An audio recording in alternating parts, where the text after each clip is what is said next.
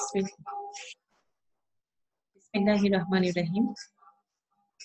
চট্টগ্রাম কলেজের উচ্চ মাধ্যমিক শ্রেণীর মানবিক বিভাগের শিক্ষার্থীদেরকে অনলাইন ক্লাসে স্বাগত জানাচ্ছি। আশা করি তোমরা সবাই ভালো আছো। আমি রাশেদা বানু, সহকারী অধ্যাপক, রাষ্ট্রবিজ্ঞান বিভাগ, চট্টগ্রাম কলেজ। প্রিয় শিক্ষার্থীরা, আমি আজকে পরিনীতি ও সুশাসন দ্বিতীয় পত্রের ৬ষ্ঠ অধ্যায়ের স্থানীয় শাসন সংক্রান্ত বিষয়ে আলোচনা করব। আজকে আমাদের শিখন ফলে আমরা যেটা আলোচনা করব সেটি হচ্ছে শিখন ফল, পৌরসভার গঠন ও কার্যাবলী, পৌরসভার কার্যক্রমে জনগণের অংশগ্রহণের গুরুত্ব।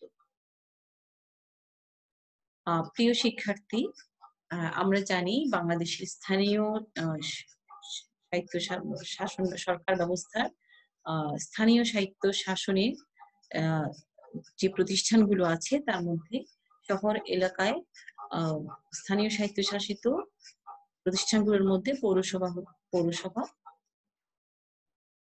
হচ্ছে একেবারে নিম্ন স্তরের প্রশাসনিক এলাকা। আগে যেসব ছোট শহরের শহর কমিটি ছিল সেগুলোতে বর্তমানে পৌরসভা গঠিত হয়েছে। 2009 সালের স্থানীয় শাসন পৌরসভা আইন অনুযায়ী কোনো এলাকাকে নিম্নলিখিত বৈশিষ্ট্যের আলোকে পৌরসভা ঘোষণা করা যেতে পারে।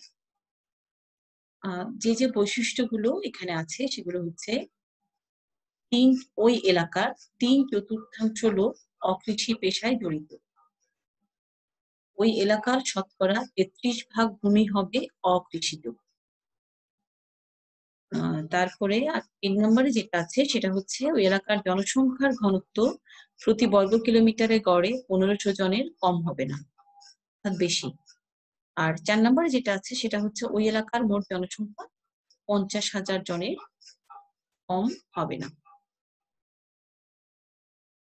পৌরসভার গঠনের ক্ষেত্রে আমরা দেখি যে মূলত পৌরসভাগুলো গঠিত হয় শহরের আয়তন এবং জনসংখ্যার ভিত্তিতে। আর এই ক্ষেত্রে এটার ওয়ার্ড সংখ্যাও কিন্তু শহরের আয়তন এবং জনসংখ্যার ভিত্তিতে ওয়ার্ড সংখ্যাগুলো নির্ধারিত হয়ে থাকে।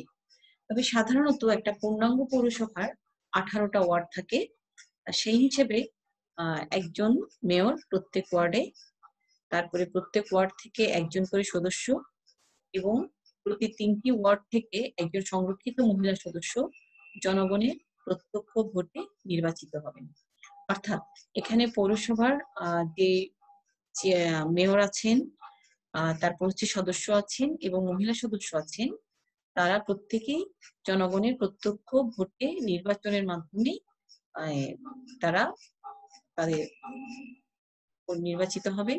এক্ষেত্রে পৌরসভার সদস্যদেরকে যে পদবি সেটা হচ্ছে কাউন্সিলর, আর পৌরসভার প্রশাসনিক প্রধান তিনি হচ্ছেন নির্বাহী কর্মকর্তা, আর মেয়র এবং কাউন্সিলরদের কার্যকাল হচ্ছে 5 বছর।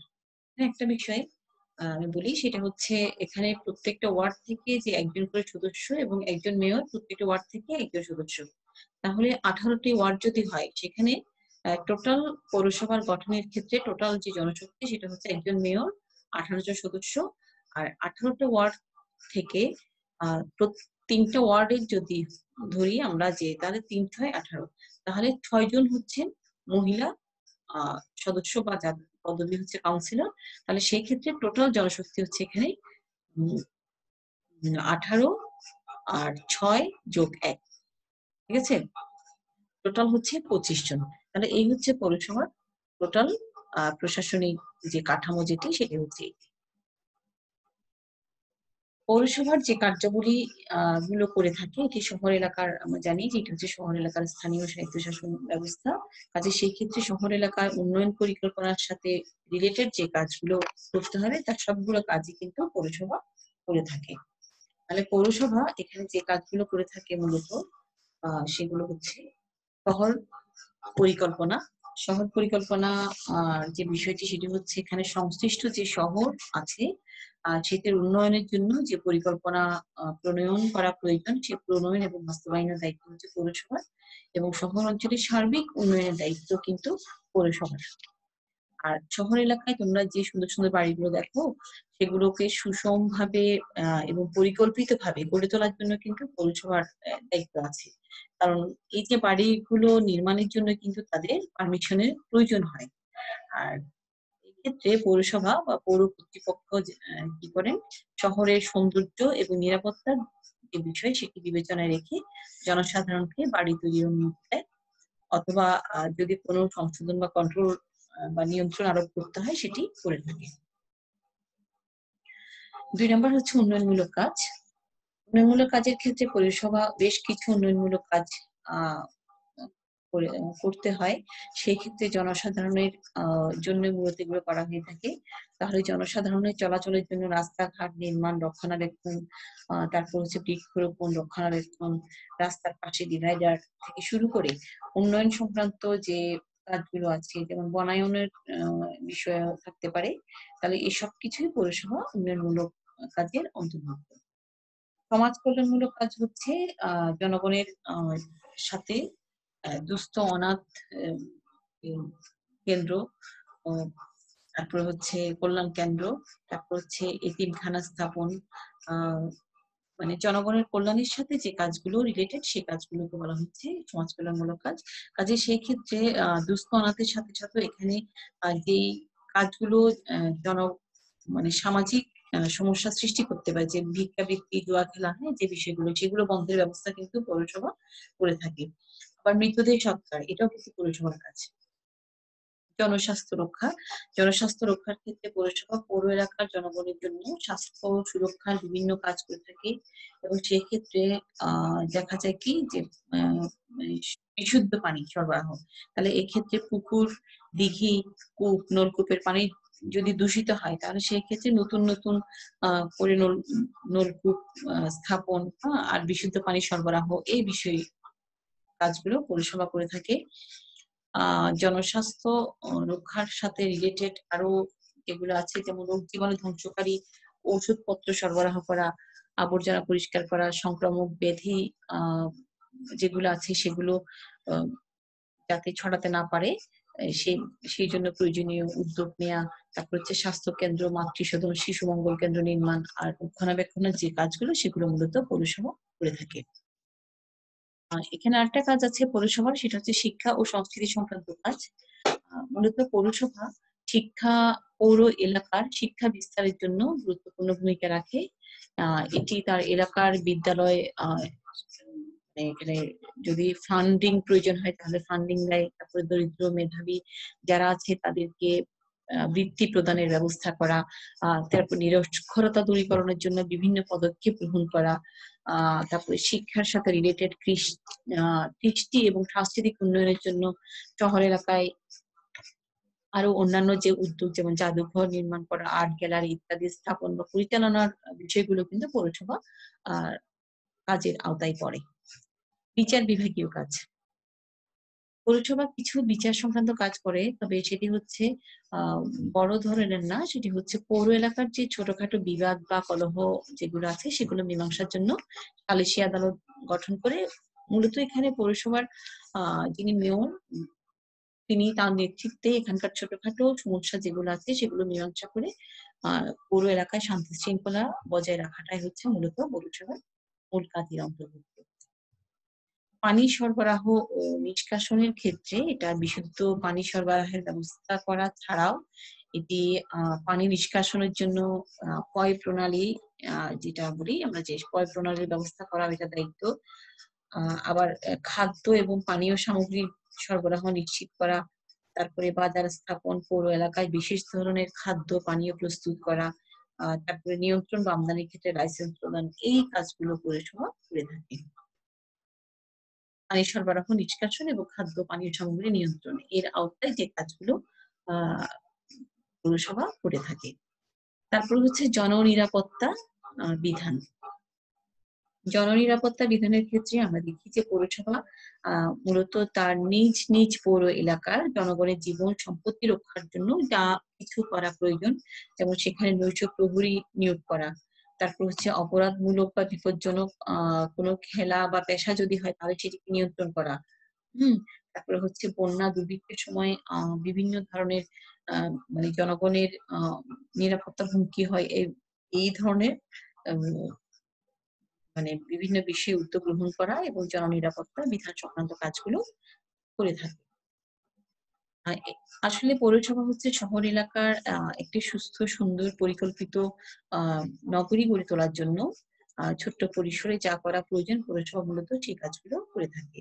তাহলে বিবিধ কাজের মধ্যে পৌর এলাকার বাজার, যানবাহন নিয়ন্ত্রণ পরিচালনা করার সাথে, সাথে এখানে আ জনসংখ্যা নিয়ন্ত্রণ বা পরিবার পরিকল্পনার আ প্রসারের এবং উন্নয়নের জন্য তারপর হচ্ছে বাস্তুহারা, সর্বহারাদের উম আ পুনর্বাসন, তাদের সব ধরনের সাহায্য দান করাও কিন্তু পৌরসভার দায়িত্ব এবং কর্তব্যের আওতায়।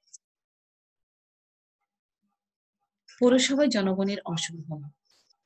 আ ২০০৯ সালের স্থানীয় সরকার পৌরসভা আইন অনুযায়ী আ জনগণের অংশগ্রহণের যে বিধান আমরা দেখি সেটি হচ্ছে পৌর এলাকার প্রত্যেক ওয়ার্ডে অনধিক ১০ জন সদস্য নিয়ে পরিষদের অনুরোধক্রমে ওয়ার্ড কমিটি গঠনের উপর এখানে গুরুত্ব আরোপ করা হয়। পৌর পরিষদ বা এর স্থায়ী কমিটি সহ অন্যান্য কমিটিতে যোগদানের ইচ্ছুকদের উপস্থিত থাকা এবং মতামত প্রকাশের সুযোগ প্রদান করা হয়েছে। অর্থাৎ দেখো যে অ্যা পৌর এলাকার প্রত্যেক ওয়ার্ডে মিনিমাম ১০ জন, অনধিক ১০ জন। তার মানে হচ্ছে মিনিমাম ১০ জন নিয়ে এখানে যে কমিটি হবে ওয়ার্ড কমিটি আ সেটির উপর গুরুত্ব। আর হচ্ছে এখানে যে কমিটি আছে সেই কমিটিতে যারা যোগদান করতে চাচ্ছে তাদের এবং যারা মতামত প্রকাশ কর উম ক ক করতে চায় বিভিন্ন বিষয়ে সে বিষয়েরও সুযোগ প্রদান করা হয়েছে। অর্থাৎ জনগণের অংশগ্রহণের একটা বিষয় আমরা এখানে দেখে থাকি। আ বাংলাদেশ সরকার তথ্য অধিকার আইনে নাগরিকদের পৌরসভা সংক্রান্ত যেকোনো তথ্য প্রদানের উপর গুরুত্ব আরোপ করেছে। তাহলে পৌরসভা সংক্রান্ত যেকোনো তথ্য প্রদান আ নাগরিক চাইলেই করতে পারে। অবশ্যই সেটি অথেন্টিক তথ্য হতে হবে। এটা ছাড়াও আমরা দেখি যে আ পৌরসভার কার্যক্রম, ভোটাধিকার প্রয়োগ এবং পৌরসেবা ও উন্নয়ন কার্যক্রম। এগুলো আমরা পৌরসভার কার্যাবলী যখন আলোচনা করব, তখন আমরা যে কি কাজগুলো জনগণ করে থাকে, আ মানে পৌরসভা কি কাজগুলো করে থাকে, সেখানে জনগণের কিরূপ সুযোগ আছে, সেটি আমরা এর পরবর্তী কার্যক্রম যখন আলোচনা করব, সেখানে আসছে। এখানে আ জনগণের অংশগ্রহণের যে গুরুত্ব, আমরা দেখি যে পৌরসভায় জনগণের অংশগ্রহণের যে গুরুত্ব সেখানে দেখো পৌরসভার কার্যক্রমে স্বচ্ছতা ও গতিশীলতা আনয়ন। অর্থাৎ জনগণ আ এখানে পৌরসেবার যে পৌরসভা সংক্রান্ত যে আইনটি আছে সেখানে জনগণের অংশগ্রহণের কিন্তু আইনগতভাবেই একটা আ সুযোগ সৃষ্টি করে দেয়া হয়েছে। আবার সেখানে চাইলে জনগণ নিজেরাও ইচ্ছাকৃতভাবে সেখানে অংশগ্রহণ করতে পারে। তাহলে সেই ক্ষেত্রে পৌরসভার কার্যক্রমে যদি জনগণের স্বতঃস্ফূর্ততা অংশগ্রহণ করে থাকে, তাহলে সেটি জনগণের প্রতিষ্ঠান হিসেবে কিন্তু এর সুবিধা জনগণই ভোগ করবে। তাহলে আমরা দেখি যে জনগণের অংশগ্রহণের যে গুরুত্ব সেখানে পৌরসভার কার্যক্রমে স্বচ্ছতা ও গতিশীলতা আনয়নে। আসলে আ শহরবাসী বা পৌর এলাকার জনগণের যে স্থানীয় সমস্যা সমাধানের জন্য সবচেয়ে গুরুত্বপূর্ণ প্রতিষ্ঠান হচ্ছে পৌরসভা। এটা আ পৌর এলাকার নাগরিকদের বিভিন্ন সেবাদান এবং উন্নয়ন কর্মকাণ্ড প্রতিষ্ঠিত করার জন্য মূলত মানে উন্নয়ন কর্মকাণ্ড নিশ্চিত করার যে বিষয়টি সেজন্য মূলত পৌরসভা প্রতিষ্ঠা করা হয়েছে। তাহলে সেই ক্ষেত্রে মূলত পৌরসভা নির্দিষ্ট আইন এবং বিধিবিধান অনুযায়ী নির্দিষ্ট গণ্ডিতে নাগরিক সেবা প্রদান করে থাকে। তাহলে সেই ক্ষেত্রে যেহেতু এটি একটি গণতান্ত্রিক প্রতিষ্ঠান, তাহলে সেই ক্ষেত্রে পৌরসভার কার্যক্রমে স্বচ্ছতা এবং গতিশীলতা আনয়নের জন্য কিন্তু জনগণের অংশগ্রহণ এখানে প্রয়োজন। এখানে যেহেতু এটি জনগণের প্রতিষ্ঠান, গণতান্ত্রিক প্রতিষ্ঠান, তাহলে সেই ক্ষেত্রে জনগণ যদি স্বতঃস্ফূর্তভাবে এখানে পৌরসভার বিভিন্ন কাজে অংশগ্রহণ করে, তাহলে সেক্ষেত্রে কাজগুলো গতিশীল হবে এবং পাশাপাশি পৌরসভার বিভিন্ন কাজের মধ্যেও স্বচ্ছতা আসবে। পৌরসেবা ও উন্নয়ন কার্যক্রম নিশ্চিতকরণ। পৌরসেবা কোনগুলো? পৌরসভা জনগণকে তার এলাকার জনগণকে যে সেবাগুলো প্রদান করে থাকে সেগুলো হচ্ছে পৌরসেবা। তাহলে এই পৌরসেবা এবং উন্নয়ন কার্যক্রম নিশ্চিতকরণের জনগণের অংশগ্রহণের প্রয়োজন আছে। যেমন পানির অপচয় এবং দূষণ রোধের কথা বলতে পারি আমরা, যে পৌরসভা কি করে? আবাসিক, শিল্প এবং বাণিজ্যিক উদ্দেশ্যে ব্যবহারের জন্য পানি সরবরাহ করে। আবার পানি তো জীবন ধারার একটা প্রয়োজনীয় উপাদান আমরা জানি। তাহলে সেই ক্ষেত্রে নাগরিক যদি পানির অপচয় না করে, এবং পানি যাতে দূষিত হয় সে ধরনের কোনো ধরনের কার্যক্রম যদি সে না করে, তাহলে কিন্তু এটি তার নিজের জন্য এটা পজিটিভ হওয়ার পাশাপাশি সে নাগরিক হিসেবে, একজন সচেতন নাগরিক হিসেবে কিন্তু এখানে তার ভূমিকাটা লক্ষণীয়। তাহলে সেক্ষেত্রে পানি, যে পানি যেগুলো সরবরাহ করা হয় পৌরসেবার ব্যবস্থাপনায়, তাহলে সেক্ষেত্রে নাগরিক পানির অপচয় না করে এবং পানিতে কোনো ধরনের দূষণ না করে সে নিজের দায়িত্ব পালন করতে পারে। বর্জ্য ব্যবস্থাপনা ও স্বাস্থ্য সুরক্ষা। এখানে আসলে যে যেই জায়গায় যে ময়লা আবর্জনা ফেলার যে নির্দিষ্ট জায়গা আছে, আ সেই নির্দিষ্ট জায়গাগুলোতে যদি নাগরিক, যেমন যে ডাস্টবিন আছে, তাহলে সেখানে নাগরিক যদি সেই ডাস্টবিনে তারা তাদের নিজেদের যে কাজগুলো সঠিকভাবে করে, যত্রতত্র ময়লা আবর্জনা না ফেলে, তাহলে সেটি তার নিজের জন্য তো বটে, একজন সচেতন নাগরিক হিসেবে তো বটে, কিন্তু পাশাপাশি অন্যান্য নাগরিকের স্বাস্থ্য সুরক্ষার ক্ষেত্রেও এটি ইতিবাচক ভূমিকা রাখবে। আমরা জানি যে পরিবেশ দূষণের একটা অন্যতম অনুষঙ্গ হচ্ছে এই সঠিক মানে বর্জ্য ব্যবস্থাপনা, যাতে যদি সঠিক না হয় তাহলে সেটি নাগরিকের স্বাস্থ্য ঝুঁকি অনেক বেশি। সেখান থেকে বিভিন্ন ধরনের এই নোংরা ময়লা আবর্জনা থেকে প্রচুর যে জীবাণু বিস্তার হয়, সেগুলো নাগরিকের স্বাস্থ্য হুমকির কারণ হয়ে দাঁড়ায়। তাহলে সেই ক্ষেত্রে নাগরিক এই নির্দিষ্ট জায়গায় তার ময়লা আবর্জনা ফেলবে এবং স্বাস্থ্য সুরক্ষায় ভূমিকা রাখবে। স্যানিটেশন কার্যক্রম ও সচেতনতা। স্যানিটেশনের ক্ষেত্রে যেটা, যেমন জনগণ স্বাস্থ্যসম্মত ব্যবহার এবং স্যানিটেশন কার্যক্রমে অংশগ্রহণের পরে পৌরসভার যে বিভিন্ন কার্যক্রমগুলো আছে সেগুলোতে সে সঠিক ভূমিকা রাখতে পারে। তারপরে হচ্ছে সঠিক সময়ে কর প্রদান ইত্যাদি। আচ্ছা, আসলে পৌরসভা নাগরিকদের যে কার্যক্রমগুলো করে থাকে সেগুলোর জন্য প্রচুর অর্থের প্রয়োজন। তাহলে এই অর্থগুলো নাগরিক যদি সঠিকভাবে তার দায়িত্ব পালন করে এবং তার নাগরিক সেবাগুলো সঠিকভাবে পেতে চায়, সেক্ষেত্রে সে তার যে দায়িত্ব কর দেয়া সেগুলো সঠিকভাবে যদি করে থাকে, তাহলে এটি পৌরসেবা এবং উন্নয়ন কার্যক্রম নিশ্চিত করার ক্ষেত্রে ভূমিকা রাখবে এবং ক্ষেত্রে এটি পৌরসেবার কার্যক্রমকেও গতিশীল করবে। পৌর সম্পদের দায়িত্বশীল ব্যবহার। পৌর সম্পদ কোনগুলো? পৌরসভা তার এলাকায় যে সম্পদগুলো আছে সেগুলো তো আসলে পৌরসভার নিজস্ব সম্পত্তি না, সেগুলো তো নাগরিকের সম্পত্তি। নাগরিকের উন্নয়নের জন্য পৌরসভা এই সম্পত্তিগুলোর রক্ষণাবেক্ষণ ব্যবস্থাপনা করে থাকে। তাহলে সেই রক্ষণাবেক্ষণ ব্যবস্থাপনার যেগুলো আছে সেগুলো নাগরিক যদি সঠিকভাবে ইউজ না করে, তাহলে সেই ক্ষেত্রে সেটি যথার্থ নাগরিক দায়িত্ব হিসেবে, সে নাগরিক হিসেবে তার দায়িত্ব অবহেলার কারণে পৌর যে বিভিন্ন ধরনের কার্যক্রমের ক্ষেত্রে এটা জটিলতা সৃষ্টি করবে। যেমন যে যোগাযোগ ব্যবস্থার উন্নয়নের জন্য রাস্তাঘাট নির্মাণ, তারপরে হচ্ছে সেগুলো সংস্কার করা, তারপরে যাত্রী এবং মালামাল পরিবহনের সুবিধার্থে যে গণপরিবহনের টার্মিনাল নির্মাণ ইত্যাদি বিভিন্ন ধরনের যেগুলো আছে সেগুলো আসলে স্থানীয় নাগরিকরা, যারা সুনাগরিক আছেন, আমরা বলবো সুনাগরিক কারণ প্রত্যেক নাগরিকই তার নিজের একজন সুনাগরিক হিসেবে যখন আমরা করি, তখন একজন দায়িত্বশীল আচরণই আমরা মনে করি একজন নাগরিক দায়িত্বশীল আচরণই করবে। তাহলে সেই ক্ষেত্রে স্থানীয় সুনাগরিকরা এইসব সম্পদের দায়িত্বশীল ব্যবহার করে পৌর কর্তৃপক্ষকে এভাবে করে সহায়তা করতে পারে। তারপরে হচ্ছে পৌরবাসীর গণতান্ত্রিক অধিকার প্রতিষ্ঠা। এখানে পৌরবাসী গণতান্ত্রিক অধিকার প্রতিষ্ঠার বিষয়ে আমরা বলতে পারি আসলে পৌরসভা যে কনসেপ্ট এটা তো গণতান্ত্রিক কনসেপ্ট। এখানে পৌরসভায় যারা নাগরিক আছেন তারা কিন্তু নির্বাচিত করেছেন তাদের প্রতিনিধিকে। পৌরসভার মেয়র, কাউন্সিলর যারা আছেন তাদেরকে নির্বাচিত করেছেন নাগরিকরা। তাহলে সেই ক্ষেত্রে সেই নাগরিক নিজে একজন তার দায়িত্ব পালন করেছে, তাদের প্রতিনিধি নির্বাচন করে, আবার পাশাপাশি সে নিজেও অন্যান্য নাগরিকের যে অধিকারগুলো আছে সেগুলো সে নিজের যে অবস্থান আছে সেখানে সে তার দায়িত্ব পালনের মাধ্যমে সে বিষয়গুলোকে ওইভাবে করে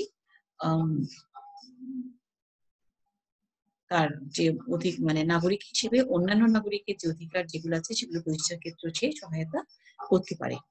তাহলে এই ক্ষেত্রে পৌর নির্বাচনে ভোটাধিকার প্রয়োগের পাশাপাশি সে নিজে নির্বাচনে প্রার্থী হিসেবে অংশগ্রহণ করতে পারে। আবার দেখা যাচ্ছে এখানে পৌরসভার জনগণের বিভিন্ন কার্যক্রমে 2009 সালের আইনে আমরা দেখেছি বিভিন্ন কার্যক্রমে বিভিন্ন কমিটিতে বা মতামত প্রকাশের ক্ষেত্রে তার যে সুযোগ রয়েছে সেই সুযোগের সদ্ব্যবহার সে এই নিয়মতান্ত্রিক উপায়ে এই সুযোগের সদ্ব্যবহার সে করতে পারে। তাহলে এখানে আমরা বলছি যে পৌরসভার কার্যক্রমে জনগণের যে অংশগ্রহণের যে গুরুত্ব, এটি আসলে ওভারঅল জনগণ বা নাগরিক হিসেবে আমরা যাদের বলি তারা তাদের দায়িত্ব সচেতনতার সাথে যখন তারা তাদের কার্যক্রমগুলো সম্পন্ন করবে তখনই পৌরসভা একটা গতিশীল প্রতিষ্ঠান হিসেবে পরিচালিত হবে এবং উন্নয়ন কার্যক্রমে ভূমিকা রাখার সুযোগ থাকবে। এখানে লাস্ট ওয়ান যেটা আমরা পয়েন্টস দিয়েছি সেটা হচ্ছে সুশাসন প্রতিষ্ঠায়। স্থানীয় স্বায়ত্তশাসিত যে প্রতিষ্ঠানের যে ধারণা সেটি একটা সুশাসন প্রতিষ্ঠা, সেটা একটা স্টেপ। আর সুশাসন বলতে আমরা যেহেতু পরিণতি সুশাসনের বিভিন্ন বিষয়গুলোতে আলটিমেটলি লাস্ট বিষয়টা হচ্ছে সুশাসন প্রতিষ্ঠার জন্য কিন্তু এই এখানে মূল মানে গুরুত্বের দেওয়া হয়। তাহলে সেই ক্ষেত্রে সুশাসন শুধুমাত্র এককভাবে কোনো নির্দিষ্ট প্রতিষ্ঠান বা আলাদা করে নাগরিকের বা আলাদা করে সরকারের এভাবে করে একজনের দায়িত্বশীলতা বা দায়িত্ব সচেতনতার সাথে সুশাসনটা রিলেটেড না। সুশাসন এটি একটা ওয়াইড কনসেপ্ট এবং এখানে নাগরিক সে যারা তাদের শাসন পরিচালনার দায়িত্ব যাদের উপর অর্পিত তাদের সাথে সহযোগিতামূলক সম্পর্ক, আবার যারা দায়িত্ব নিয়েছে পৌরসভার দায়িত্ব, আমি বললাম যে প্রশাসনিক কাঠামোতে যারা আছেন মেয়র, কাউন্সিলর এবং প্রশাসনিক দায়িত্বে যারা আছেন তারা তাদের যে দায়িত্ব সেগুলো সঠিকভাবে পালন করবেন জনগণকে নিয়ে। আবার জনগণও কিন্তু স্বতঃস্ফূর্তভাবে সেই দায়িত্বগুলো স্বতঃস্ফূর্তভাবে পালন করবে এবং এভাবে করে পারস্পরিক ইন্টারাকশনের পরে যেটি প্রতিষ্ঠিত হবে সেটি হচ্ছে সুশাসন। পৌরসভা আসলে মূলত শহরবাসীর স্থানীয় সমস্যা, আমরা জানি যে স্থানীয় সমস্যা সমাধানের জন্য এটি হচ্ছে একটা মানে সবচেয়ে গুরুত্বপূর্ণ প্রতিষ্ঠান এবং স্থানীয় জনগণের শহরের জনগণের স্থানীয় সমস্যা এবং উন্নয়নমূলক কাজ করার জন্য এই একটি স্বায়ত্তশাসিত সংস্থা হিসেবে পৌরসভার কিন্তু অনেক কাজ করার সুযোগ আছে। এখানে যারা নির্বাচিত মেয়র এবং কাউন্সিলর আছেন তারা সঠিকভাবে তাদের দায়িত্বগুলো পালন করবেন যদি জনগণ তাদের কার্যকলাপগুলো স্বতঃস্ফূর্তভাবে সহযোগিতার মাধ্যমে ওই কার্যকলাপগুলো করার ক্ষেত্রে তাদেরকে স্বতঃস্ফূর্ত সহযোগিতা করেন। এখানে একটা বিষয় বলতে পারি আমরা যে পৌরসভা যারা দায়িত্ব পালন করেন মেয়র এবং কাউন্সিলরগণ তাদের তো কার্যকাল নির্দিষ্ট 5 বছর, ঠিক আছে, কিন্তু তারা এর আগেও চাইলে স্বেচ্ছায় পদত্যাগ করতে পারে কিংবা তারা ক্ষমতার অপব্যবহার দৈহিক বা মানসিক দৈহিক মানসিক অক্ষমতা, অসদাচরণ বা দুর্নীতি বিভিন্ন কারণে কিন্তু তাদেরকে অপসারিত করা যায়। আর এক্ষেত্রে আরেকটা বিষয় হচ্ছে যদি তারা পৌরসভার পরপর ৩ টি কার্য বৈঠকে মানে আইনসঙ্গত কারণ ছাড়া অনুপস্থিত থাকে, তাহলে কিন্তু তাদেরকে পদচ্যুত করা যাবে। আসলে এখানে এই বিষয়টা এই কারণেই বলছি যে তারা পদে করতে পারেন কিংবা বিভিন্ন কারণে তাদের অপসারিত করার যে বিষয়টা, এখানে আ যাদেরকে নির্বাচিত করা হয় তারা তো আসলে নিজেরাই স্বেচ্ছায় প্রার্থী হয়ে বা জনগণ তাদেরকে উম নির্বাচিত করেছেন। তাহলে সেই ক্ষেত্রে যারা নাগরিক আছে তাদের দায়িত্ব হচ্ছে তাদেরকে সহযোগিতার মাধ্যমে তাদের কার্যক্রমকে এগিয়ে নিয়ে যাওয়া এবং যারা দায়িত্ব পালন করেন পৌরসভার যারা আছেন তারা যারা দায়িত্ব পালন করেন তাদেরও অ ওই ধরনের মানসিকতা থাকবে যে জনগণকে সাথে নিয়ে কাজ করার এবং এখানে স্থানীয় স্বায়ত্তশাসন প্রতিষ্ঠান হিসেবে সেই সুযোগ তাদের আছে। আর আমরা পৌরসভার কার্যক্রমে জনগণের অংশগ্রহণের গুরুত্বটা কিন্তু এখানেই। সুশাসন প্রতিষ্ঠা করার জন্য অ্যা অ্যা যারা দায়িত্ব পালন করেন প্রতিনিধি এবং জনগণ তারা উম সুন্দর সম্পর্কের মাধ্যমে একটি দায়িত্বশীল প্রতিষ্ঠান হিসেবে পৌরসভাকে আ অ্যা পৌরসভার ইমেজকে সংরক্ষণ করা, পৌরসভার ইমেজকে প্রতিষ্ঠা করার সুযোগটা তাদের আছে।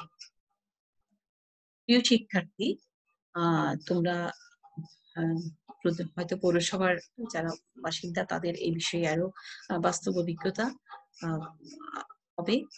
আর একটি একজন দায়িত্বশীল নাগরিক হিসেবে আসলে আমরা প্রত্যেকেই কোনো না কোনো প্রতিষ্ঠানের স্থানীয় সংস্থা বা স্থানীয় স্বায়ত্তশাসিত প্রতিষ্ঠানের সদস্য হিসেবে আমরা আছি। এক্ষেত্রে আমাদের প্রত্যেকের উচিত হবে সকলেই আমাদের যার দায়িত্ব আছে সেগুলো সঠিকভাবে সম্পন্ন করা এবং একজন সচেতন নাগরিক হিসেবে নিজেদেরকে প্রতিষ্ঠিত থেকো, আ নিরাপদ থেকো তোমরা। ধন্যবাদ সবাইকে।